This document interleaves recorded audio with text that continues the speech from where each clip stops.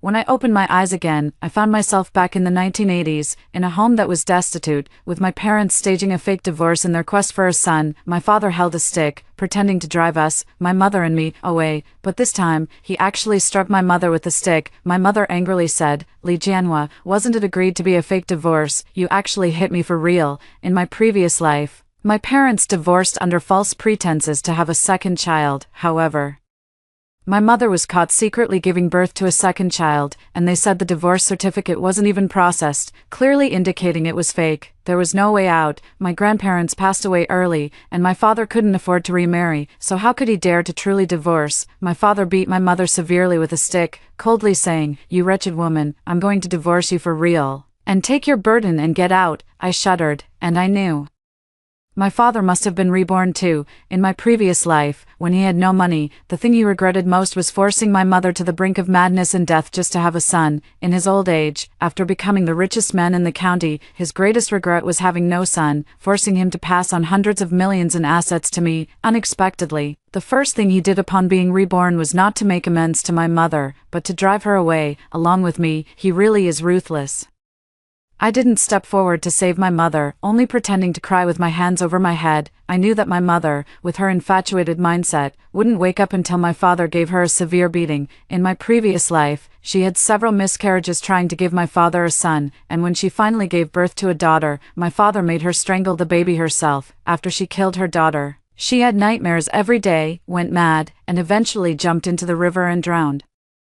My mother's desperate screams and my own cries alerted the villagers, and someone called the village head. My father looked too fierce, holding a stick in his hand. It was harvest season, and all the strong men were busy in the fields, leaving only the elderly, women, and children behind. No one dared to step forward to help my mother. The village chief shouted at the entrance of the village, "Li Jianhua, you'll go to jail if someone dies. Think carefully." Only then did my father stop, threw the stick to the ground, and kicked my mother again. The village chief angrily asked my father if he was the first in the village to beat his wife, and if he really wanted a divorce from my mother. My father's attitude was firm. "Divorce? It must happen, and the child will be with my mother." The village head was also a fair person, saying that if my parents really wanted a divorce, the large brick house at my grandmother's place would belong to my mother. Moreover, most of the family property would go to my mother. Given our family's poverty, 2/3 of the rice and fields will be given to my mother, and all the livestock will belong to her. Furthermore, my father will have to pay child support for me until I turn 18. My father agreed without hesitation. My grandmother's house and my paternal grandmother were in the same brigade. After the two elders passed away, our family lived at my grandmother's house, just a mile away from my paternal grandmother's dilapidated home. To my surprise, my father would rather return to the old, run-down house than stay married to my mother. My mother, having been beaten severely, also made a firm decision. She begged the village head to help us divide the family belongings and went with my father to get the divorce certificate. When I returned from the divorce, my mother threw my father's clothes out the door, gave him 2 baskets of rice, and told him to store the rice properly and return the baskets. That afternoon, my father carried the baskets to Widow Wang's house next to the old home. I remember, in my previous life, when my parents pretended to divorce and returned to the old house, Widow Wang kept trying to seduce my father, but he always refused. Later, Widow Wang married to a town nearby, gave birth to twin sons, and my father talked about it for a long time. This life, it seems, is fulfilling their wishes, somehow. I find myself thinking again about the moment before my death. In my previous life, I never married because my father said that the men pursuing me only wanted his money, and he forbade me from marrying. Yet, despite his words about leaving his inheritance to me, he tricked me into drinking poison wine on his deathbed. Now that we are both dead, to whom should that money belong? I shivered all over. My mother was crying non-stop next door, while I was doing something even more important, copying the genealogy. My father must never have expected that I, too, had been reborn. He wanted to divorce me before I could read, so he could give all the great benefits to his and Widow Wang's son. Not a chance. I picked up the charcoal and yellow paper to copy a bit, but I quickly lost patience. What's the point of copying? Will you even recognize it later? After reading those pages, they left a deep impression on me. After all, in my previous life, it was me who took my father to find the place. He was already in his 70s or 80s when he died, so he couldn't possibly remember it more clearly than I do. I carefully checked and found that these pages were not part of the genealogy but were secretly included by my great-grandfather. My great-grandfather had secretly hidden many valuable things in a family tomb. Before he died, he repeatedly instructed my father to secretly retrieve them. but not to take too much at once. But my father, who never studied properly as a child and couldn't read, coupled with his timid nature, never dared to dig for them or had the connections to sell them. So, when I got into high school and couldn't afford the tuition, he finally let me take him to dig for them. I remember later he went to the city, sold those items at an antique market, and earned his first pot of gold. Then, riding the wave of reform and opening up, he opened a wholesale store, started a factory, and gradually expanded, eventually becoming the richest person in the county with assets worth hundreds of millions. With a firm heart, I carefully tore out these pages, memorized the content repeatedly, and without hesitation, folded them neatly and tucked them under the tile that served as a table leg support. My small desk was still the one my mother used when she was a child, but now it was much more stable. The next morning, just as the sky began to lighten, I was awakened by a series of urgent knocks on the door. Sure enough, it was my father, arriving with 2 empty baskets. My mother said viciously that she would never forgive my father, and he should give up that hope. Who should really give up hope? She has no idea at all. My father pushed my mother aside and walked straight into the study, which was the room my grandfather had prepared for me, with all the books inside. My mother, in order to fill the bookshelves, even put the genealogy in there. My father cradled several genealogy books in his arms as if they were treasures, leaving without looking back. My mother was both angry and anxious, cursing at the door for a long time, but he never even turned to look at her. Seeing my father's back, I couldn't help but laugh. Having been given a second chance at life, had he become senile? Had he forgotten what truly mattered? If I were him, the first thing I'd do after being reborn would be to secure the genealogy books, not rush into divorce and having more children. I must admit, I'm quite looking forward to seeing his reaction when he realizes that I've tampered with the genealogy and he can't find anything. My mother has a flaw. Whenever she's in a bad mood, she works herself to the bone, literally destroying herself, with bruises and marks all over her body.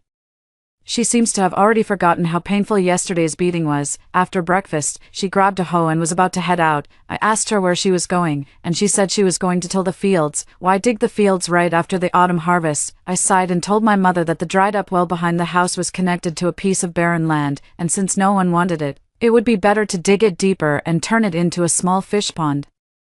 Even if we couldn't raise fish, we could raise ducks or geese. My mother was feeling depressed and didn't ask why. She really went to the back of the house to start digging. Our area still had quite a bit of farmland. The paddy fields were allocated by the production team, and whoever cultivated the barren hills and lands owned them, especially this piece of land, which was next to our house and had originally belonged to my grandparents.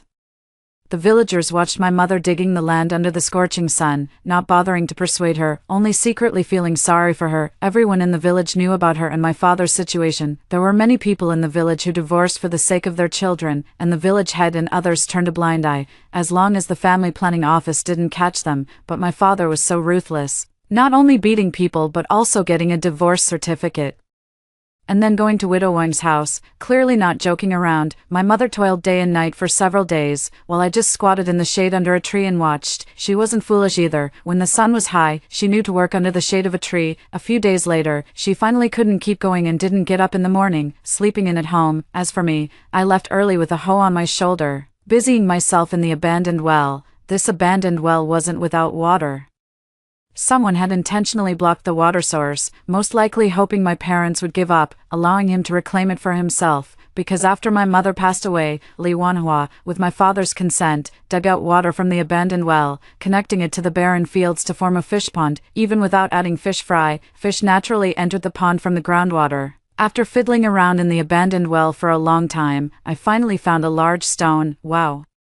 This person had quite a bit of strength. After digging beside it for a long time, the stone finally loosened. Using all my strength as a 5 or 6-year-old, and with the lever principle I had learned before, I finally flipped the stone over at the bottom of the 2-meter-wide dry well, revealing the water outlet below, which gradually became damp. For safety, I dug a few more holes, and only when I saw water gushing out from below did I climb back up and return home. When I got home, my mother was still asleep. I planned to light a fire myself and cook some porridge. I was too hungry. Unfortunately, having not lit a fire for too long, I had forgotten the art of cooking, and despite lighting several matches, the fire just wouldn't catch. It was so difficult to light the fire, and the wood wouldn't catch, leaving me with a face full of smoke. I was on the verge of tears. Just then, someone knocked on the door. It was Li Wanhua, the village head. Could it be that he took notice because of the wasteland and the dry well that my mother and I were working on? He smiled, patted my head, and asked me where my mother had gone. I said, "My mother is still sleeping." His face suddenly changed drastically, and he asked which room my mother was in. I pointed, and he rushed in. I followed him into my mother's room. On such a hot day, my mother was actually covered with a blanket, and I finally realized something was wrong. Li Wanhua threw back the quilt, and beneath my mother, there was a pool of bright red blood. I was terrified. Li Wanhua picked up my mother and told me to wash my face and follow. I quickly fetched a basin of water and only then realized that my face was completely blackened by the smoke. I quickly washed my face and caught up with Li Wanhua. He had already reached the village entrance, borrowing a plank cart from the village chief's house and placing my mother on it. I climbed onto the plank cart and saw my father from afar, standing on a slope, embracing Widow Wang and watching the commotion. I silently vowed that this life would leave him with nothing. The hospital's examination results came out quickly. My mother had just suffered a miscarriage from overwork, lost too much blood and fainted, but with some rest, she would recover and could still have children. However, the doctor suggested that my mother get an IUD without hesitation. My mother refused. Li Wanhua looked at my mother and suddenly said, "Afang, after all this, do you still want to have a child for him?" My mother's eyes turned red as she said, "I don't want to have a child for him, but can't I have one for you? What's going on?" I clearly remember that Li Wanhua was the first college student in our village. After graduating from university, he returned without accepting the assigned job and became the village head. In his previous life, he never remarried and barely spoke to my mother. How did he suddenly become like this? What will happen to me if they have a child together? My mother held my hand and said, "Call him Dad. He's your real father." What? Li Jianhua isn't my real father. My real father is actually Li Wanhua, the man I've never spoken to my entire life. I must be hearing things. I shook my head vigorously. Li Wanhua cupped my face, tears uncontrollably streaming down as he choked out, "It's me. I'm sorry to you and your mother." My mother said that she had secretly been in a relationship with Li Wanhua before, but he went to university in another city. At that time, college students were not allowed to get married, unable to do anything about it. For the sake of the baby in her womb, my mother had no choice but to marry Li Jianhua. Out of guilt towards Li Jianhua, my mother always wanted to have another child for him, regardless of whether it was a boy or a girl, just to give him one. Since Li Jianhua was so heartless, my mother had no choice but to work herself to the bone to abort the child in her womb. I never expected that in my previous life, my mother and my biological father were so tight-lipped. If it weren't for being reborn, I would never have imagined that my real father was someone else. Suddenly, I felt that Li Jianhua was quite pitiful in his previous life, working so hard to raise me, only to find out I wasn't his biological child. By the time my mother was discharged from the hospital and returned home, rumors were already flying all over the village. The most absurd rumor was that my mother had an affair with Li Wanhua, which led to her being driven out, and she even caused Li Jianhua's children to miscarry. No one seems to remember the scene from a few days ago when my mother was working herself to death in the fields. The village chief said that since the two had divorced, it was normal for them to remarry. Since Li Jianhua had married Widow Wang, it was only natural for my mother to marry Li Wanhua. Under the village chief's persuasion, Li Jianhua and Widow Wang got their marriage certificate, and my mother and my biological father also got their marriage certificate.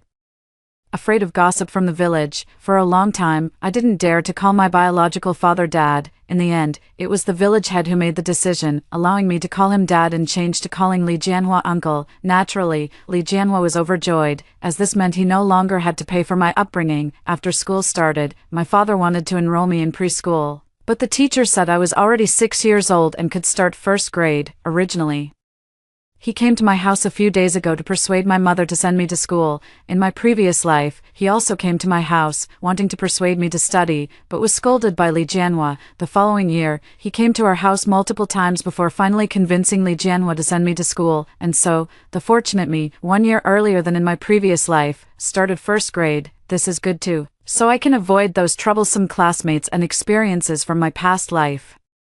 But I still couldn't escape. One day, halfway through class, a classmate suddenly started vomiting violently, spewing out a floor full of worms. Even though I had lived for decades in my previous life, I still couldn't help but retch in the corner. Even after changing to a different class, I still received the same treatment as in my previous life. A few people quickly came over to check if I had vomited out worms. Fortunately, this time around, I didn't vomit out worms. It was just nausea.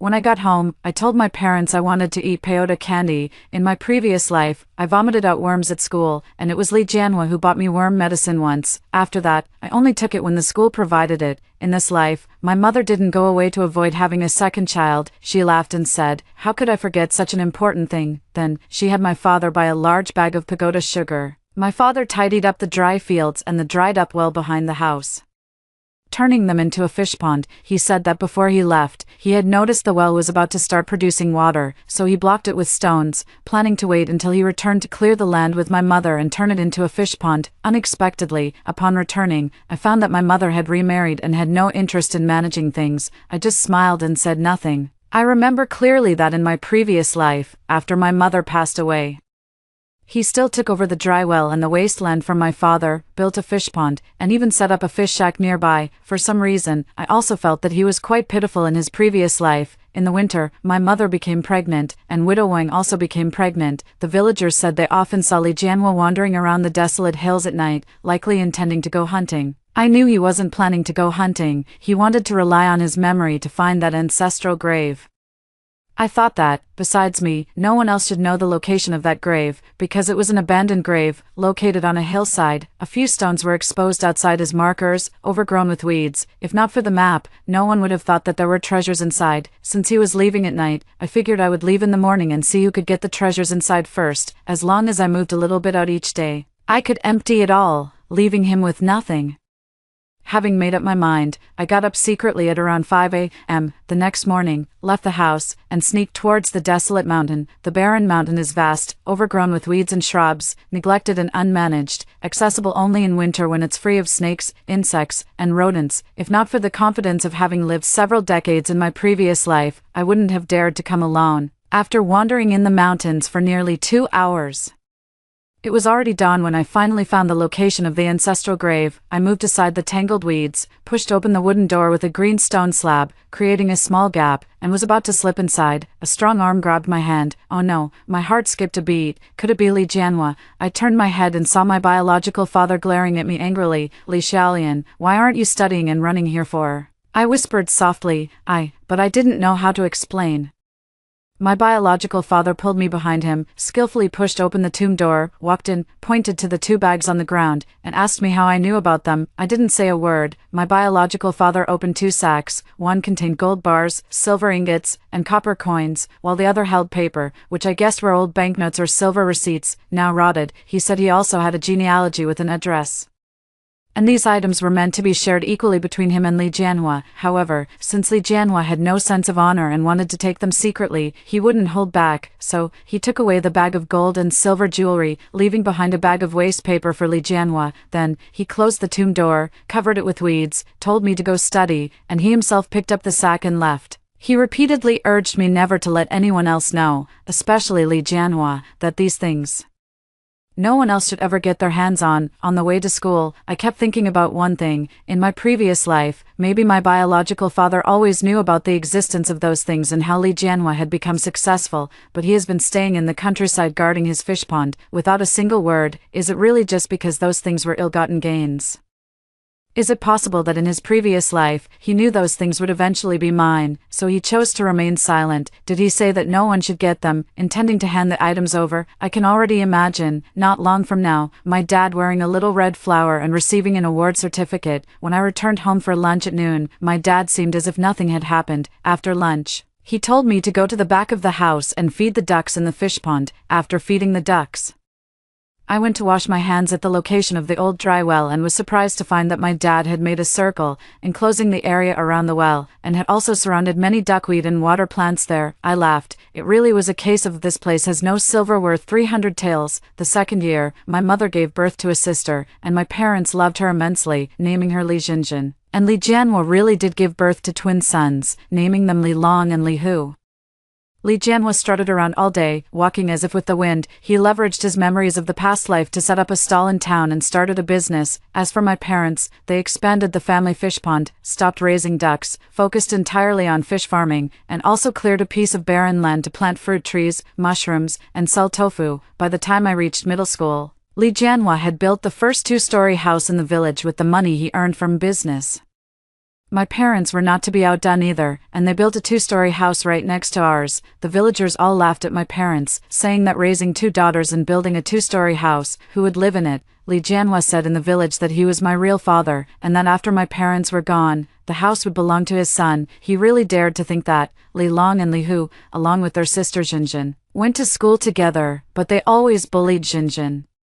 One day, I happened to see them on the road and gave the 2 brats a good beating. The 2 kids cried and went home to tattle to their parents. Widow Wen came to my house, throwing a tantrum and rolling on the floor, until the village chief gave her a scolding and she finally went back obediently. After that, Jinjin never walked with them again. Li Jianhua constantly called me an ingrate, probably thinking that since I was his biological child, I should be grateful for all the hard work he put into raising me in my previous life and for passing down so much family property to me. If it weren't for him, how would I have died early and been reborn? I hate him to death. Li Long and Li Hu seem to have no talent for studying. Every exam, the 2 of them together don't even score 60 points, but they are quite skilled at stealing chickens and dogs. One day, I noticed that the old desk in the house started to wobble, and I realized something was wrong. Several pages under the desk had been taken away without my knowing when. If I'm not mistaken, it must be Li Jianhua who discovered something amiss with the genealogy and had the 2 kids secretly find and take it away. The paper shouldn't be that good after so many years, right?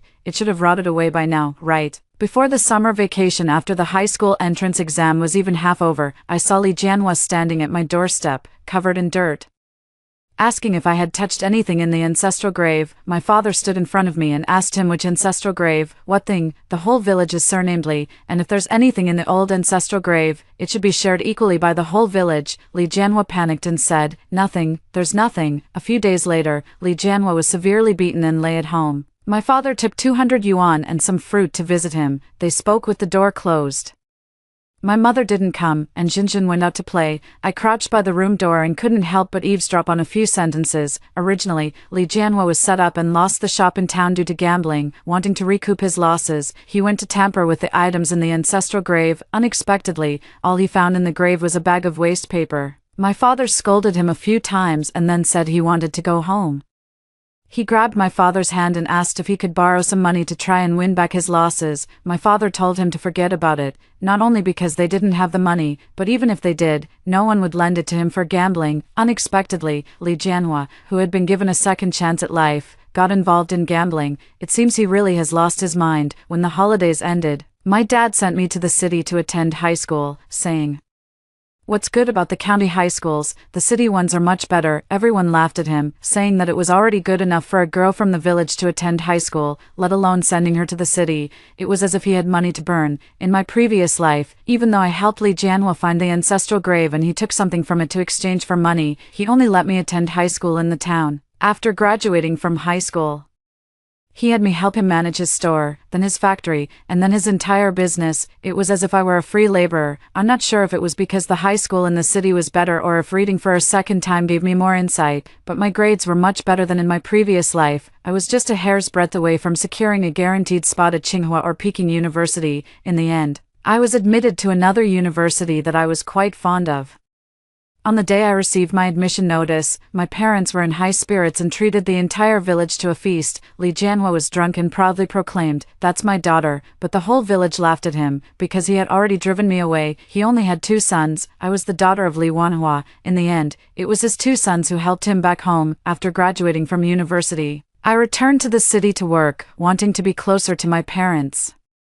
Jinjin had good academic performance and also enrolled in high school in the city. As for Li Long and Li Hu, like my previous life, they couldn't afford to go to high school, because their father spent all day drinking and gambling. Widow Wang was always either cursing Li Jianhua for being a scoundrel or crying about her bad luck. Losing her husband was bad enough, but being with a man like Li Jianhua was worse than being a widow. Fortunately, Li Long and Li Hu had poor academic performance and didn't like studying, so they dropped out after middle school and spent their days loafing around. The whole village feared them, because 3 make a gang. The 3 of them, father and sons, spent their days together stealing chickens and dogs, causing widespread complaints throughout the town. Eventually, after multiple educational sessions at the police station, Li Long and Li Hu finally agreed to go out and find work, but they were too well known, and no factory in the area would hire them. In the end, they went to work at a glass factory in the county town. At work, I met someone who shared my ideals and brought him home. My parents said as long as I liked him, it was fine. In this life, I got married and had 2 children. When I gave birth to my second child, our unit downsized, and both my husband and I were laid off. My parents used their savings to support us in learning how to do business. I remembered my previous life managing a factory and acquired a small glass factory. As for my husband, with his good English and trade skills, he opened an online store specializing in wholesale and export. In just a few years, our factory and trading company took off, not much smaller than Li Jianhua's factory in my previous life. Li Long and Li Hu tried several times to get jobs at our factory, but were turned down each time. My parents said that Li Jianhua often got drunk and would go crazy near the glass factory in town, claiming that the factory was rightfully his. Li Long and Li Hu wanted to send him to a mental hospital, but they were unwilling to spend the money. The widow also grew tired of Li Jianhua, refusing to let him in the house or feed him. He knelt at the door several times, promising never to gamble or drink again, before she finally allowed him inside. From then on, he lived like a zombie, obediently following the widow's orders, doing whatever she told him to. After my husband and I made money in the city, we wanted to bring our parents to live with us, but they absolutely refused to leave the countryside, refusing to abandon the fish pond. After graduating from university, Xinjin returned to the countryside with her boyfriend, saying that contracting fruit trees and fish ponds in the countryside was far better than the 996 grind in the city. After Li Long and Li Hu got married, they lived in the county town and only returned home during major holidays. On the day I died in my previous life, it was New Year's Eve. My husband and I were at my parents' house, making dumplings with the kids. Xinjin and her husband were discussing what delicious and profitable fruits to grow after the new year, while the children played with flour. Just as we were about to set off fireworks after preparing the meal, we heard someone else in the neighborhood set off fireworks even earlier than us. My husband and I still had to go to my in-laws' place for the New Year's Eve dinner in the evening, so we only ate at my parents' house for lunch. Logically, we should have been the first family in the village to have our New Year's meal. To our surprise, someone was even earlier than us. Halfway through our meal, we heard the sound of an ambulance, and everyone ran out to watch the commotion. It turned out to be Li Jianhua. Feeling that his life was coming to an end, he secretly laced the dumplings with poison. Everyone in his family fell ill, except for him. Fortunately, the timely discovery meant that, apart from widow Wang, who was older and had eaten more, requiring a few days in the hospital, everyone else was successfully resuscitated on the same day. But each one suffered through stomach pumping and induced vomiting. After the new year, widow Wang was taken to the city by her 2 sons, leaving Li Jianhua alone in the village. Li Jianhua didn't die like he did in his previous life. Instead, he seemed to have a sudden burst of energy, looking very lively. He spent all day spouting nonsense in the village, one moment claiming he was a tycoon who had poisoned his daughter and given all his wealth to his twin sons. Then he would say that there was clearly a bag of gold in his family's ancestral grave. So how did it turn into a bag of waste paper? Then he would claim that if he died, he would definitely be reborn, and he was sure to become a tycoon. I think that if he hadn't gambled, perhaps with the experiences from his previous life, he could have become the richest person in the county without needing the treasures from the ancestral grave. But with him in this crazy state now, even if he were to live again, he might end up worse than in this life. In my previous life, I didn't enter that tomb, so I didn't know what was inside, but hearing Li Jianhua's ramblings, I can't help but wonder if it's possible that my real father also reincarnated. In his previous life, he took away that sack of waste paper and left the gold and silver to Li Jianhua. After all, leaving it to Li Jianhua was the same as leaving it to his own daughter, but this time, he directly chose the bag of gold and silver, threw them into the well, and left the bag of waste paper in the tomb. After Li Jianhua's death, my father still donated everything from the well. He said that keeping these things would only harm people. I once tried to ask my father about the previous life, but he always said that it was not good for a young person to live in the present and think blindly all day. Was it really just my imagination? True, having been given a second chance, all the wealth was earned through the hard work of both my husband and me.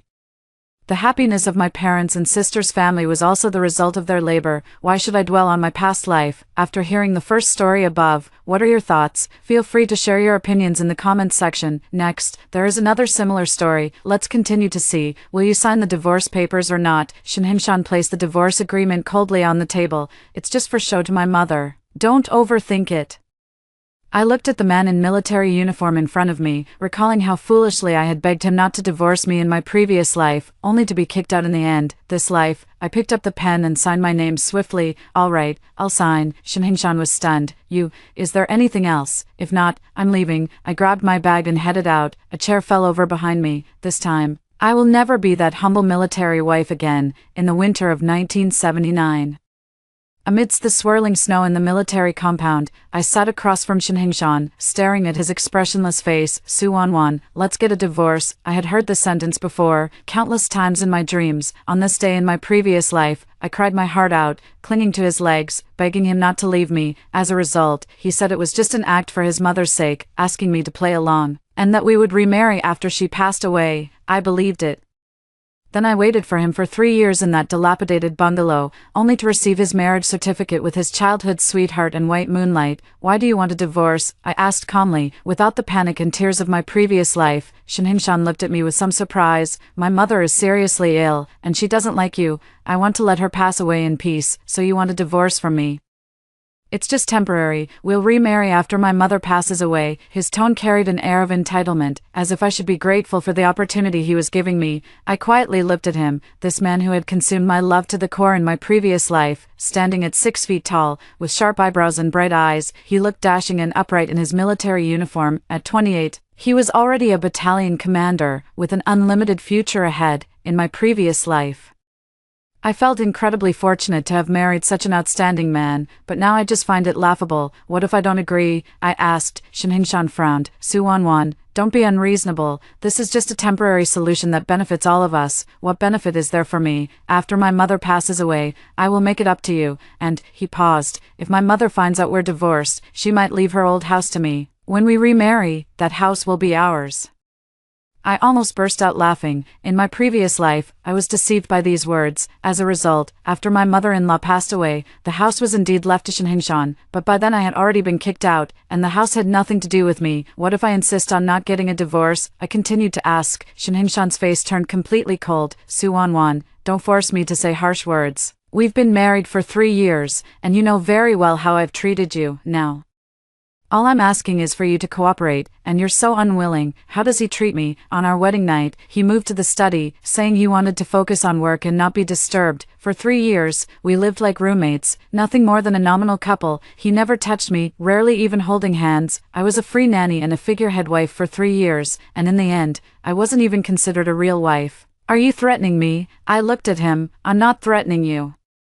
I just hope you can understand my difficulties. Shinhingshan stood up, looking down at me. For a girl from the countryside like you to marry into the Shin family is already a blessing from your ancestors. Now, just a temporary compromise. What's the big deal? A girl from the countryside. Those words felt like a sharp thorn, deeply piercing my heart. In my previous life, I worked tirelessly to integrate into the Shin family, learning how city people spoke, how to dress and groom, and various etiquette rules, but in the end, in their eyes, I was always just the unworthy country girl. I took a deep breath and slowly stood up. Shinhingshan, where is the divorce agreement? He paused for a moment, then pulled out the divorce agreement he had prepared long ago from the drawer of the desk. I skimmed through it in a glance, just as it had been in my previous life. The house was his, the savings were his, and I was left with nothing. The only thing he gave me was a living allowance of 50 yuan. Any other requests? I asked. Shinhingshan clearly hadn't expected me to agree so readily and seemed a bit flustered. You really agree? Didn't you say this is just an act? Then I'll play along. I picked up the pen, but I have a condition. What condition? From today onwards, we are strangers. You don't come looking for me, and I won't take the initiative to contact you.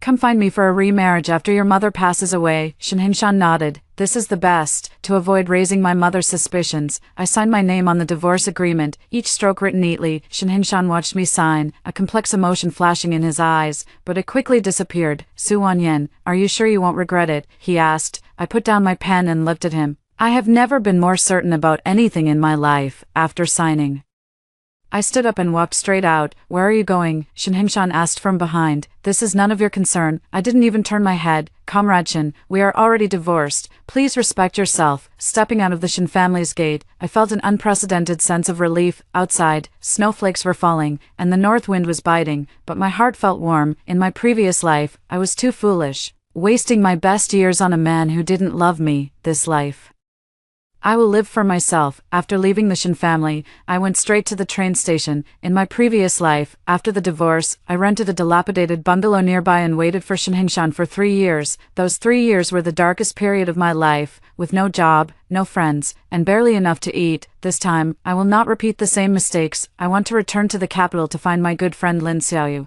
In my previous life, because I married Shin Hengshan, I lost contact with Xiaoyu. Later, I heard that she had made a name for herself in the capital, opened a clothing factory, and became one of the first to get rich. Lin Xiaoyu and I were high school classmates, and she is the person I trust most in this world. The only train tickets left were hard seats, so I bought one and boarded the train. The carriage was crowded, the air thick, but I felt an unprecedented sense of joy. "Comrade, this seat is mine," a middle-aged man said. Pointing to the seat I was occupying, I checked my ticket and realized I had indeed sat in the wrong place. "I'm sorry," I said, standing up to make way. The middle-aged man gave me a thorough once-over. "Little girl, traveling alone, where are you going?" "To the capital," I replied briefly. "I'm going to the capital too," the man grinned, revealing a mouthful of yellow teeth. "Should I take care of you?" I frowned and ignored him. "Find my seat and sit down." I closed my eyes to rest. "Little girl, don't ignore people." The middle-aged man actually comes over again. "Look at you, so pretty. It's dangerous to be out alone. How about Uncle protects you?" He starts to squeeze towards me. I open my eyes and coldly look at him. "Get lost." "Oh, quite spirited, aren't we?" The man not only didn't leave but became even more brazen. "Little girl, don't push your luck." At that moment, a young man stood up. "Comrade, please keep your distance from this young lady." The speaker was a young man in his mid-20s, dressed in a Zhongshan suit, wearing glasses, and appeared refined and polite. "What's it to you?" the middle-aged man said discontentedly. "She's my sister. Of course it's my business." The young man walked over. "Sister, come sit over here." I gave him a grateful look and got up to follow him. The middle-aged man muttered curses as he returned to his seat. "Thank you," I said to the young man. "You're welcome. It's the least I could do," he smiled. "My name is Zhang Hao. I'm a graduate student at Jingqing University. My name is Su Wanwan. Thank you for helping me earlier." "It was nothing." Zhang Hao seemed very kind. "What brings you to Jingqing?" I thought for a moment. "I'll rely on friends." "That's good. There are many opportunities in the capital now. You should be able to find a suitable job." We chatted the whole way. Zhang Hao was an interesting person, well-read and eloquent. He told me a lot about the changes in the capital and how reform and opening up had brought many opportunities for young people. Now the country encourages individual entrepreneurship, and many people have started their own businesses, Zhang Hao said. "As long as you're willing to work hard and use your mind, you can make a name for yourself." I felt a spark of determination. In my previous life, I had been too reliant on men. This time, I would rely on myself. "What kind of business do you think would be good to start?" I asked. "The clothing business is promising. With people's living standards improving, they have higher expectations for fashion." Zhang Hao thought for a moment. "And the food industry is always a safe bet. People prioritize their meals above all else." I silently noted down these suggestions. The train traveled overnight, and we arrived in the capital city the next morning. Zhang Hao had to report to his school, so we said our goodbyes at the station. "Su Wanwan, if you encounter any difficulties in the capital, you can come to Capital University to find me." Zhang Hao handed me a piece of paper. "This is my contact information." "Thank you, Zhang Hao." I accepted the paper. Watching Zhang Hao's retreating figure, I felt an indescribable emotion. If I hadn't married Shin Hengshan in my previous life, what would things be like now? Perhaps I would have met someone who truly loved me, and maybe we would have struggled together in the capital, witnessing the city's rapid changes. But thinking about this now is meaningless. I took out Lin Xiaoyu's address and prepared to go find her. I hope that after 3 years apart, our friendship still remains. Lin Xiaoyu lives in a Sihiyuan in the Dongqing district of the capital. Although it's not the most bustling area, it's still a pretty good location. I knocked on the courtyard gate. "Who is it?" A familiar voice came from inside. "Xiaoyu, it's me, Su Wannan." The door opened, and Lin Xiaoyu poked her head out, stunned to see me. "Wannan, why are you here?" 3 years had passed, and Lin Xiaoyu had changed a lot. She wore a brand new woolen coat, her hair styled in fashionable large waves, and her face lightly made up, giving her an energetic and vibrant appearance. "I'm in Beijing now," I said simply. Come in quickly." Lin Xiaoyu hurriedly pulled me into the courtyard. "Why did you suddenly come? What about Shin Hengshan?" Mentioning that name still caused a sharp pain in my heart. "We're divorced." Lin Xiaoyu's hand froze in midair. What did you say?" "I divorced Shin Hengshan," I repeated. "How could that be? Aren't you doing fine?" Lin Xiaoyu pulled me down to sit. "What exactly happened? Tell me quickly." I briefly recounted the events. Of course, without mentioning the matter of reincarnation, he said it was a fake divorce, asking me to act along to show his mother. He promised to remarry after his mother passed away. Lin Xiaoyu, after hearing this, was so angry that she slammed the table. What a scoundrel! How can there be such a thing? I agreed, I said. You agreed. Lin Xiaoyu widened her eyes. Wan, you're being foolish. A fake divorce is still a divorce. What if he changes his mind? I let out a bitter laugh. That's why I came to you, Xiaoyu. I don't want to live like a dependent anymore. I want to stand on my own. Can you help me? Lin Xiaoyu gripped my hand tightly. Of course, we're best friends. How could I not help you when you're in trouble? She stood up and paced back and forth in the room. You can stay here with me for now, and we'll take our time looking for a job. There are plenty of opportunities in the capital. With your abilities, you're sure to find something suitable. I want to start my own business, I said. Lin Xiaoyu stopped walking. Start a business? Do you have the capital? I shook my head. No, but I can save up slowly. What kind of business? Clothing. I recalled Zhang Hao's suggestion. Now that people's living standards have improved, they have higher demands for clothing and appearance. Lin Xiaoyu's eyes lit up. That's a great idea. Actually, I've been considering starting a clothing business too. Really? Lin Xiaoyu said excitedly. I'm now working at a foreign trade company and have met many merchants from Hong Kong and Taiwan. They say that many people in the South are doing clothing exports, and they make money very quickly. I was intrigued. Could we do it together? Of course we can. Lin Xiaoyu clapped her hands. I have some funds, you have ideas, and we can just collaborate. We decided to act immediately. Lin Xiaoyu quickly took out paper and pen to plan with me. First, we need to decide what kind of clothing to make, Lin Xiaoyu said. Should we focus on export trade or domestic sales? Let's go with domestic sales. I thought for a moment. Export requires too much capital and involves greater risks. Domestic sales may have smaller profits, but it's more stable. That makes sense. Lin Xiaoyu nodded. So what kind of clothes should we make? I recalled the fashion trends of the future. Let's focus on young women's clothing, with trendy designs and not too high prices. Great idea. Lin Xiaoyu became more and more excited as she spoke. Young women today are indeed willing to spend money on beautiful clothes. We talked late into the night, outlining the general framework of the business. Lin Xiaoyu had savings of 20,000 yuan, which was a considerable amount in 1979, although I didn't have any capital. I had the experience from my previous life and foresight into the future. Wan, to be honest, I've always wanted to start my own business, but I always felt unsure doing it alone, said Lin Xiaoyu. Now that you're with me, I feel much more at ease. Me too. I held her hand. Xiaoyu, thank you for believing in me. We're best friends. What's with the thanks? Lin Xiaoyu smiled. Tomorrow we'll go to the market to take a look and get a feel for the situation. Lying in the room that Lin Xiaoyu had tidied up for me, I looked at the moon outside the window, my emotions in turmoil.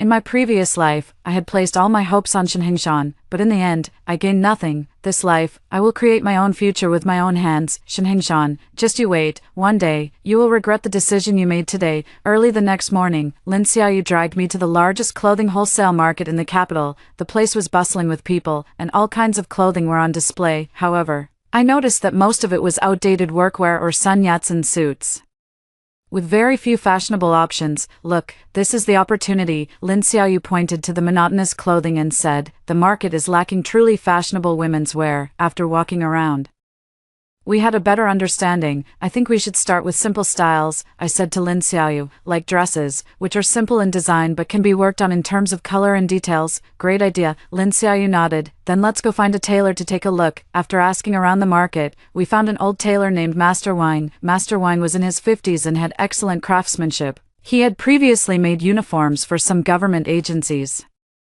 What kind of clothes are you looking to make? Master Wang asked. I took out the design drafts I had prepared in advance. Master Wang, could you take a look and see if these styles can be made? Mr. Wang took the design draft, examined it carefully, and his eyes grew brighter. These designs are quite innovative, he said, especially this waist-hugging dress. It really accentuates the figure. Do you think there would be a market for them? Lin Xiaoyu asked. Definitely, Mr. Wang affirmed.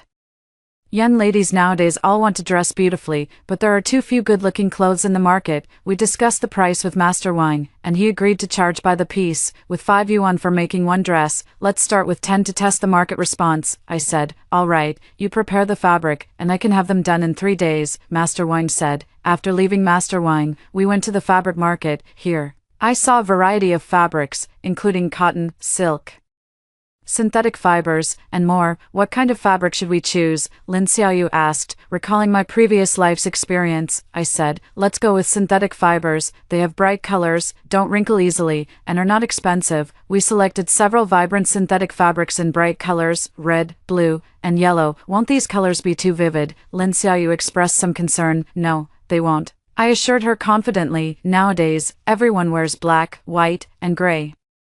Seeing such vibrant colors suddenly will definitely catch people's eyes. After purchasing the fabrics, we handed over the design drafts and fabrics to Master Wang. Come back in 3 days to pick up the goods, Master Wang said. During these 3 days, we didn't idle around. We started preparing for the sales. Where should we sell? Lin Xiaoyu asked. Let's rent a stall at the wholesale market first to try it out, I said. If the sales are good, we can consider opening a store.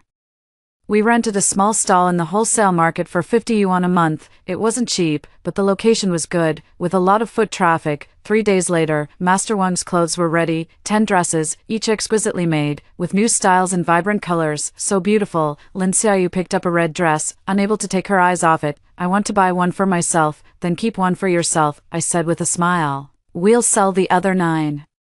We moved the clothes to our stall and started our first day of business. At first, no one paid much attention, and Xiaoyu and I were a bit nervous, but soon, someone was attracted by our clothes. This dress is so pretty. A young girl pointed at the red dress and said, how much is it? I quickly calculated the cost in my mind. 35 yuan, that's expensive. The girl hesitated. Miss, you should try it, I said. This is the latest style, and you definitely won't find another one like it in the market. The girl was persuaded by me and went into the fitting room to try it on. After coming out, she turned around in front of the mirror, her eyes filled with delight. It looks amazing, I'll take it. The first deal is done. With the first customer, things went much smoother afterward. By the end of the day, we had sold 6 pieces of clothing and made nearly 100 yuan. We did it. Lin Xiaoyu jumped with excitement. We really did it. I was also excited, but more than that, I felt a sense of solidity. This was the first sum of money I earned with my own hands, and it was of great significance. Business was getting better and better, and by the end of the month, we had made nearly 2,000 yuan. This was quite a substantial income in 1979. Considering that a worker's monthly salary was only around 30 or 40 yuan at the time, should we consider expanding our scale? Lin Xiaoyu said excitedly. I nodded. We could consider opening a small shop, which would be more formal. Just as we were busy with our entrepreneurial efforts, Shen Hingshan suddenly appeared. That day, I was selling clothes at my stall when I suddenly heard someone call my name, Su Wanyan. I looked up and saw Shen Hingshan standing in front of the stall, his face filled with disbelief as he looked at me. He was still wearing that military uniform, still as handsome and upright as ever, but in my eyes, he no longer held any appeal. Why are you here? He asked. Doing business, I replied indifferently, continuing to fold my clothes. Doing business, Shen Hingshan frowned. Su Wanwan, as a woman, why are you out in the open doing business? What does it have to do with you? I looked at him. Comrade Shen, we are already divorced, and I have the freedom to do whatever I want. Shen Hingshan's face looked a bit unpleasant. Don't forget, we only got a fake divorce. Fake divorce is still divorce. I continued to sort out my clothes. Legally, we are now no longer related. At that moment, a young woman walked over, holding Shen Hingshan's arm. Hingshan, who are you talking to? I recognized this woman. She was Shen Hingshan's childhood friend and his longtime crush, Lin Xia. In my previous life, Shen Hingshan married her. Lin Xia was very beautiful, with fair skin, delicate features, and wearing an imported wool coat. She looked noble and elegant. Xia. This is, Shen Hingshan was a bit awkward, not knowing how to introduce me. Hello, I'm Lin Xia. She extended her hand proactively. And you are, Su Wanan. I shook her hand, ex-wife of Shen Hingshan. Lin Xia's expression changed slightly, but she quickly regained her elegant smile. So it's Wanan, sister. I've heard a lot about you. I wouldn't dare, I replied coldly. Shen Hingshan's expression grew increasingly grim. Su Wanwan, can't you speak properly? I think I'm speaking quite well, I said, looking at the two of them. Is there anything else? If not, I need to get back to business. Hingshan, let's go. Lin Xia tugged at Shen Hingshan's sleeve. Don't disturb her business here. Shen Hingshan gave me a deep look. Su Wanwan, you've changed. Is that so? I smiled. Then thank you. It's you who taught me to be independent. Watching their retreating figures, I felt a mixture of emotions. In my previous life, seeing this scene would have made me cry my heart out, but this time, I only felt a sense of relief. Wanwan, who is that man just now? Lin Xiaoyu came back from outside and, seeing my bad complexion, asked with concern. Shen Hingshan, I said simply. How dare he show his face here again? Lin Xiaoyu said angrily, and he even brought a woman with him. That's too much. It's okay. I shook my head. Whatever they do now has nothing to do with me. But the matter did not end there. The next day, Shen Hingshan's mother suddenly appeared in front of my stall. Shen's mother is in her 60s, with graying hair and a sallow complexion, looking indeed as if she is in poor health. Su Wanwan, she called my name. Auntie Shen. I stood up. Why are you here? I came to see how you're doing. Shen's mother looked me up and down. You seem to be doing well. I didn't speak, waiting for her to continue. Hingshan told me you're doing business here, so I came to take a look. Shen's mother pointed at my clothes. Did you make all these? Yes, well done. And Shen nodded, then changed the subject. But Wanwan, it's not very proper for a woman to be out in the business world, making a name for herself. I sneered inwardly, of course. They all speak the same way. And Shen, I earn my money with my own hands. There's nothing improper about that. I know you're a good child, and I understand you're upset right now, Mrs. Shen's tone softened a bit, but Wanwan, Hingshan did this out of necessity. He's doing all this for me. I know, I said. Then don't blame him, Mrs. Shen held my hand. I won't live much longer with this illness, after I'm gone. You two should remarry and live a good life together. I pulled my hand back. Auntie Shen, you should be saying these things to Shen Hingshan, not to me. What do you mean, Wanwan? Shen's mother's expression changed. What I mean is that I have divorced Shen Hingshan, whether it's true or not, legally, we are no longer related, I said calmly, so please don't come looking for me. If you have anything to say, talk to your son. Shen's mother turned pale with anger at my words. Su Wanwan, how can you speak to me like this? I am your mother-in-law, Aunt Shen. You're mistaken, I corrected her. You are Shen Hingshan's mother, not my mother-in-law. We are divorced. Shen's mother was trembling with anger, unable to speak as she pointed at me. Finally, she said through gritted teeth, Su Wanwan, don't push it too far. Do you really think you can make something of yourself by leaving the Shen family? What great things do you think you, a mere country girl, can accomplish? We'll just have to wait and see. I replied coldly. Shen's mother stormed off. But I knew this wasn't the end of it. As expected, the next day officials from the Bureau of Industry and Commerce came to inspect our stall. Do you have a business license? Asked a middle-aged man holding a work ID. A business license. Lin Xiaoyu and I exchanged glances. What procedures are required? Of course there are procedures, the middle-aged man said sternly. Now all individual businesses must obtain a business license. Otherwise, it's a legal operation. Let's go take care of it. Lin Xiaoyu said, it's already late now. You should pack up your stall first and come back to operate after you've sorted out the paperwork. I know for sure that this must be the Shen family's doing, but I can't panic. The more this kind of situation arises, the calmer I must remain. All right, we'll pack up right away, I said to the industrial and commercial personnel. What procedures are needed to apply for a business license? The middle-aged man told us the process for obtaining the license, and we took notes. After packing up the stall, Lin Xiaoyu and I returned home. Wanwan, I think there's something fishy about this, Lin Xiaoyu said. We've been setting up our stall here for over a month. Why did they suddenly come to inspect us? Someone must have reported us, I calmly analyzed, and the person who reported us should know us. You mean Shen Hingshan? Very likely, I nodded, but it doesn't matter. We'll just follow the proper procedures to get the license. The next day, we went to the Administration for Industry and Commerce to apply for a business license. However, the process of obtaining the documents was not smooth. The staff said our application materials were incomplete and needed many additional items. After a week of back and forth, we still hadn't gotten the documents. Wanwan, I think they're deliberately making things difficult for us, Lin Xiaoyu said, feeling discouraged. What if we start our business elsewhere? No way, I said firmly. If we back down now, what will we do when we face difficulties in the future? Besides, running a business is never easy. If we're scared off by such minor obstacles, then we might as well not do it at all. What should we do then? I thought for a moment. I'll go find Zhang Hao. Zhang Hao is a graduate student at Jingqing University, and his family seems to have some connections. Maybe he can help us figure something out. I went to Jingqing University, asked around, and eventually found Zhang Hao's dormitory. Su Wanwan, Zhang Hao looked surprised to see me. Why are you here? I explained the situation to him. So that's how it is. Zhang Hao thought for a moment. I do know a friend at the Industry and Commerce Bureau who can help you inquire about the situation. Really? Thank you so much. You're welcome. Friends should help each other. Zhang Hao smiled. But Wanwan, it's really not easy for a girl to do business. Have you considered finding a partner? I was intrigued. You mean, I'm also very interested in the clothing business. If you don't mind, I can invest. I may not have a lot of money, but I have some connections that can help you solve some difficulties, Zhang Hao said. This was indeed a good suggestion. In this era, doing business really required some connections. I need to discuss this with my partner, I said. Of course. Take your time to consider, Zhang Hao said. I'll go to the Administration for Industry and Commerce first to inquire about the situation. 2 days later, Zhang Hao brought news. There really is someone behind the scenes causing trouble, he said. A friend at the Administration for Industry and Commerce told me that someone has reported you for illegal business operations, and the background of the complainant is not simple. What background? I asked. Someone from the military region.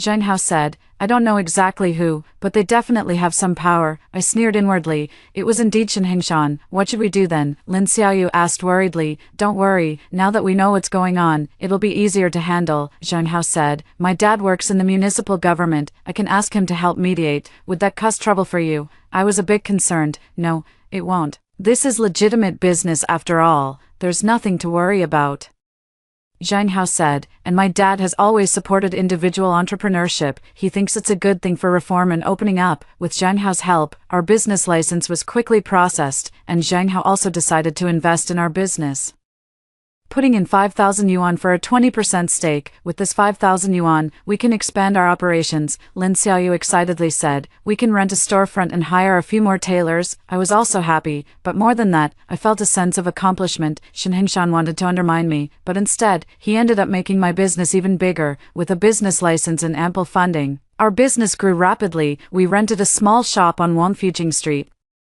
the busiest area in the capital. Though it was only 20 square meters, the location was excellent. The shop was decorated in a simple and fashionable style, with our latest designs displayed in the window. On the first day of opening, many people were attracted to the store. These clothes are so beautiful, the style is so innovative, the color is so gorgeous. The customers' compliments were endless, and I felt very satisfied. What made me even happier was that our clothing began to gain a small reputation in the capital. Some fashionable young women came to our shop specifically to buy clothes, and even some came from out of town. Boss Su, when will you have new designs available? A regular customer asked. Soon, we'll have new designs coming out next month, I replied with a smile. At this moment, Zhang Hao walked in from outside. Business is good, he said with a smile, looking at the bustling scene in the shop. Thanks to you, I said gratefully. Don't say that, it's all your merit, Zhang Hao said. Oh, I have good news to tell you. What's the good news? Lin Xiaoyu asked curiously. There's a clothing exhibition in Shanghai, and they've invited us to participate, Zhang Hao said, taking out an invitation letter. It's a great opportunity to expand our visibility. I took the invitation letter and looked at it. It was indeed a good opportunity. When is it? I asked. Mid-next month, for 3 days, Zhang Hao said. I've already signed you up. Just as we were discussing the trade fair, a few unexpected guests appeared at the shop entrance. Shen Hengshan, Lin Xia, and 2 middle-aged men I didn't recognize. One of the men was wearing a Zhongshan suit, looking like a leader. The other was in military attire, and the rank on his shoulder indicated he was a colonel. Su Wanwan. Shen Hengshan walked into the shop, his face dark. Shen Hengshan, I looked at him calmly. Is there something you need? I came to see how your business is doing. Shen Hengshan's tone was laced with sarcasm. Seems to be going well. Thanks to you, I replied coldly. The man in the Chinese tunic suit stepped forward. Is this Comrade Su Wanzhan? Yes, I am. I looked at him. And you are? I am Director Wang from the Market Supervision Bureau. The middle-aged man produced his work ID. Today, I'm here to inspect your business operations. My heart sank. Here we go again. But this time I had experience and wouldn't panic like last time. Please check. I took out the business license. All our procedures are complete. Director Wang took the business license and looked it over, finding no issues. The procedures are complete, but we've received a complaint that the quality of your clothing is problematic, Director Wang said. What quality issues? I asked. Some customers have reported that they had allergic reactions after wearing your clothes, Director Wang said. We need to conduct a random inspection of your products. I knew this was another scheme by Shen Hengshan, but I couldn't let him succeed. An inspection is fine, but please present official inspection documents, I said, and the inspection must be conducted according to standard procedures. Director Wang didn't expect me to say that, which took him by surprise. At this moment, Zhang Hao stepped forward. Esteemed leader, I am a graduate student in the law department of Jingqing University, and I am also a shareholder of this shop, Zhang Hao said, producing his student ID. Do you have official inspection documents? Director Wang's expression darkened. Young comrade, we are conducting the inspection according to the law. Please show the documents, Zhang Hao said calmly. If there are no official documents, we have the right to refuse the inspection. The colonel in military uniform spoke up at this moment. Kid, don't push your luck. Director 1 personally coming to inspect is already giving you face, esteemed leader. No matter what your rank is, you must act according to the law. Zhang Hao stood his ground. If you insist on conducting a forced inspection, please show the documents first. The colonel was left speechless by Zhang Hao's words. Shen Hingshan stepped forward at this moment. Su Wanwan, if you know what's good for you, cooperate with the inspection and don't make trouble for yourself. Shen Hingshan. What do you mean by that? I looked at him coldly. Do you think I'm still the Su Wanwan who let you bully before? You. Shen Hingshan was angered by my words. At that moment, a large group of people suddenly arrived outside the shop. I took a closer look and saw that they were law enforcement officers from the Industry and Commerce Bureau, a total of over a dozen of them. It seems that Shen Hingshan is determined today to ruin my business. But I'm not afraid. I'll face the challenge head-on. The law enforcement officers from the Industry and Commerce Bureau surrounded the shop so tightly that it attracted a large crowd of onlookers. What's going on? What's wrong with this store? The crowd was growing larger, and I knew that if this wasn't handled properly, it would seriously damage our reputation. Leaders, if you want to inspect, please show official documents, I said loudly. We operate legally and are not afraid of any inspections. Director Wang was put in an awkward position by me and had no choice but to take out a document. This is the inspection notice. Zhang Hao took the document, carefully examined it, and then nodded at me. The document is genuine. We will cooperate with the inspection, Zhang Hao whispered to me, but they must follow the proper procedures. Okay, I said to the industrial and commercial staff. Please inspect according to the formal procedures, and we will fully cooperate. The inspection began.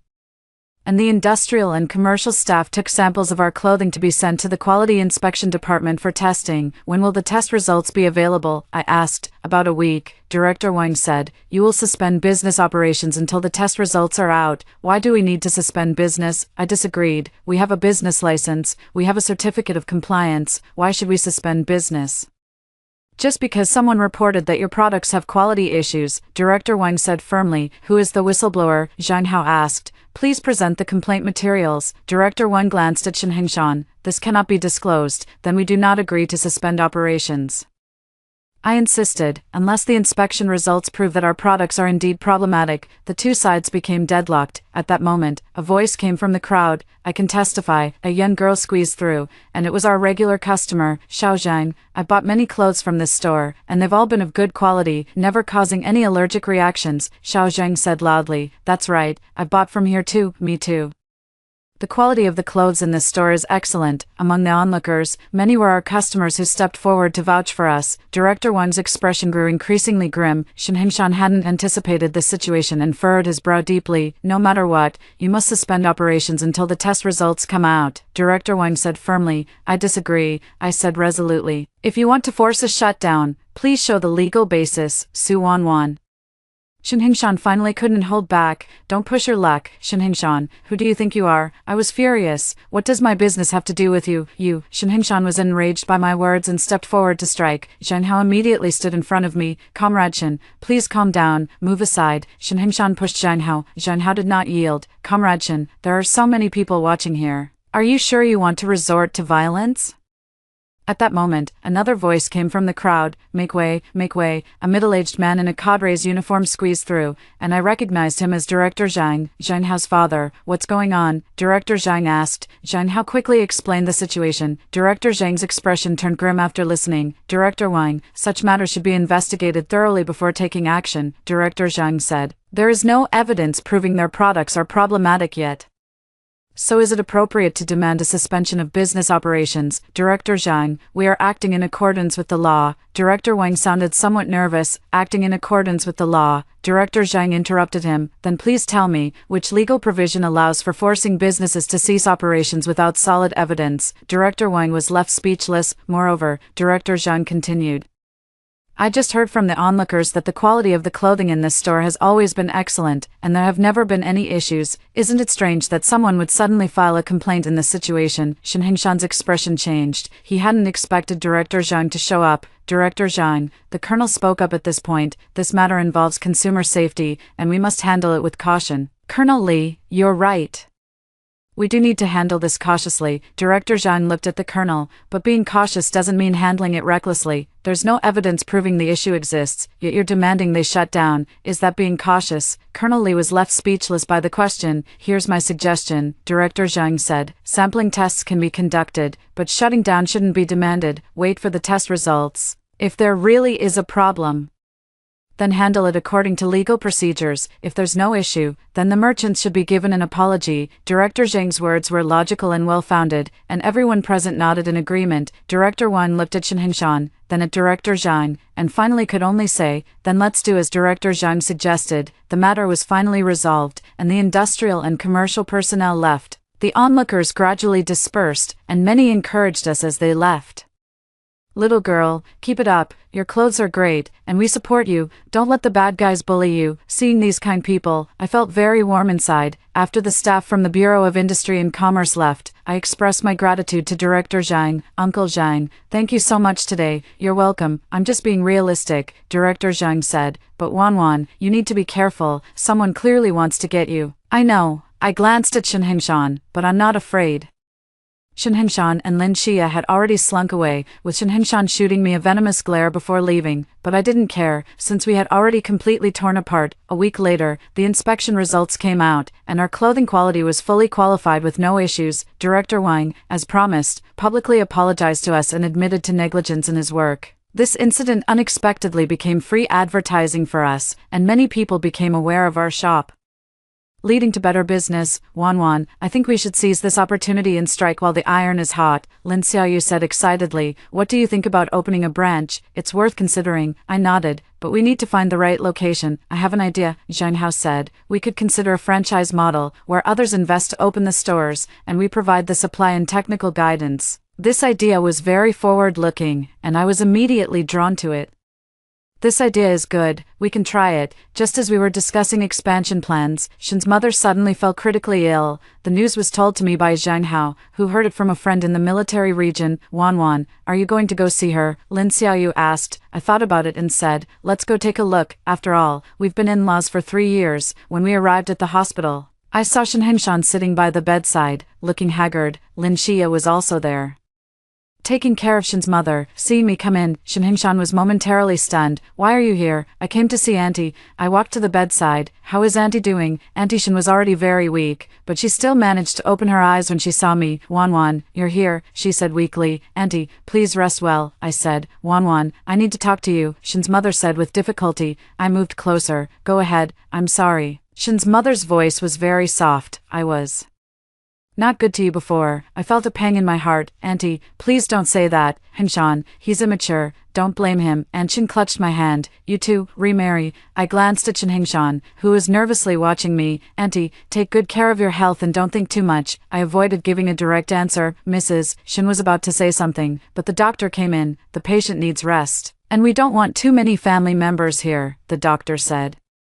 I got up to leave. Su Wan, Shen Hingshan called out to me. What is it? Come on and talk. I followed him out to the corridor outside the ward. My mother's illness. It's very serious. Shen Hingshan's voice choked up. The doctor said, it might be just a few days now.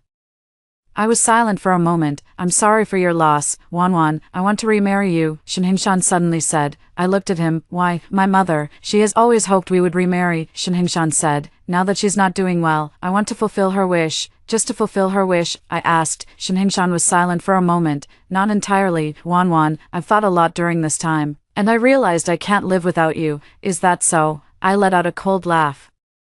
What about Lin Xia? Xia, we're just friends, Shen Hingshan said. Friends? I pointed to Lin Xia, who was taking care of Shen's mother in the ward. Do friends take such meticulous care of your mother? Shen Hingshan had nothing to say. Shen Hingshan, we can't remarry, I said calmly. It's not out of anger or spite, but because we're fundamentally incompatible. Why not compatible? Shen Hingshan was anxious. Didn't we live pretty well before? Well, I retorted.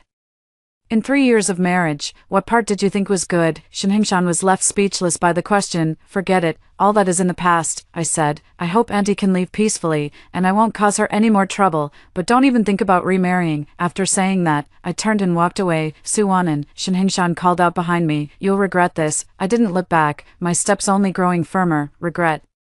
The one who truly regretted it was me in my previous life. this life, I will no longer wrong myself for anyone. Shin's mother passed away on the third day. I attended her funeral, marking my final farewell to this marriage. At the funeral, Shin Hingshan kept looking at me, his eyes filled with complex emotions, but my heart was as calm as still water, no longer swayed by his gaze. After the funeral, I threw myself into the expansion of my business. Our franchise model was very successful. And within just 3 months, we had developed 10 franchise stores, spread across various areas of the capital. We also began to venture into other cities, with partners in Shanghai, Guangzhou, and Shenzhen, Wanwan. We are now a small but famous clothing brand, Lin Xiaoyu said excitedly. Who would have thought that a year ago we were just 2 street vendors? Indeed, the change is too big. Now we are already somewhat famous in the Beijing business world. And media often come to interview us about our entrepreneurial story. I was also named Outstanding Female Entrepreneur of the Year and even made it into the newspapers. What made me even happier was that my relationship with Zhang Hao was gradually developing. He was a wonderful man, gentle and kind, talented and ambitious, completely different from Shin Hingshan. Wanwan, I have something I want to tell you. That evening, Zhang Hao invited me out for a walk. What is it? I asked. I want to pursue you, Zhang Hao said nervously. I know you've just divorced and might not be ready to start a new relationship yet, but I want you to know how I feel. I stopped walking and looked at him. In the moonlight, Zhang Hao's face looked exceptionally handsome, his eyes full of sincerity. Zhang Hao, I said, you don't have to give me an answer right now. Zhang Hao quickly said, I can wait until the day you're ready. I was touched by his sincerity. All right. I will consider it seriously, I said. From then on, Zhang Hao treated me even more considerately, but never pressed for anything, always putting my feelings first. This feeling of being cherished was something I had never experienced with Shin Hingshan. Half a year later, our clothing brand had grown to over 100 franchise stores, spread across major cities nationwide. We had evolved from a small workshop into a formal clothing company, complete with our own design team and production base. Our annual turnover exceeded 10 million, an astonishing figure in the early 1980s. I also transformed from an ordinary country girl into a successful female entrepreneur. That day, I was in my office handling documents when my secretary suddenly came in to report, Ms. Su, there's a Mr. Shin outside who wants to see you. My heart skipped a beat. Let him in. Shin Hingshan entered the office, looking much more haggard than he had a year ago. What do you need from me? I asked calmly, setting down the documents in my hand. Wanwan, Shin Hingshan's voice choked up. I've come to apologize to you. Apologize? I was somewhat surprised. Yes, for my past mistreatment of you, for my selfishness and coldness, Shin Hingshan said. Over the past year, I've thought a lot, and I realized I was wrong, terribly wrong. I listened quietly without saying a word. Wanwan, let's remarry, Shin Hingshan said. I promise to treat you well from now on, never like before, Shin Hingshan.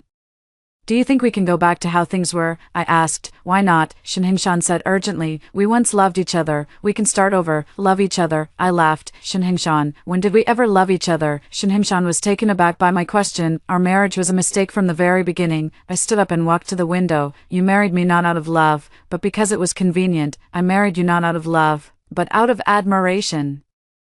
How could such a marriage ever be happy? But things are different now, Shin Hingshan said. It really is different. I turned to look at him. I am no longer the humble Su Wanwan of back then. I have my own career, my own life, and I don't need to rely on anyone. Wanwan, you've changed, Shin Hingshan said. Yes, I've changed. I nodded. I've become independent, confident, and no longer need a man to define my worth. Shin Hingshan's face turned very grim. So, do you have someone you like now? He asked. I thought of Zhang Hao, his gentle smile and sincere eyes. Yes, I answered calmly. Shin Hingshan was struck as if by lightning, his face turning pale instantly. Is it that Zhang guy? He asked through gritted teeth. It's none of your business, I said coldly. Shin Hingshan, it's over between us. Please don't interfere with my life anymore. Su Wanan, Shin Hingshan said angrily. You will regret this. I've already regretted once.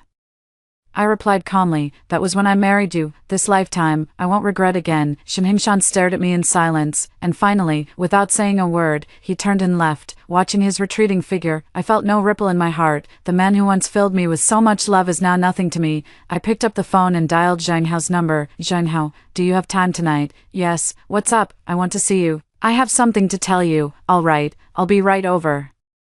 After hanging up the phone, I looked at the sunset outside the window, feeling an unprecedented sense of ease. This life, I will live for myself and be with those who truly love me. Shin Hingshan, thank you for the fake divorce, which allowed me to rediscover myself. After hearing the two stories above, what are your thoughts? Feel free to share your opinions in the comments section. Looking forward to hearing from you. If you liked this story, don't forget to like it, share it, and subscribe to my channel. See you next time.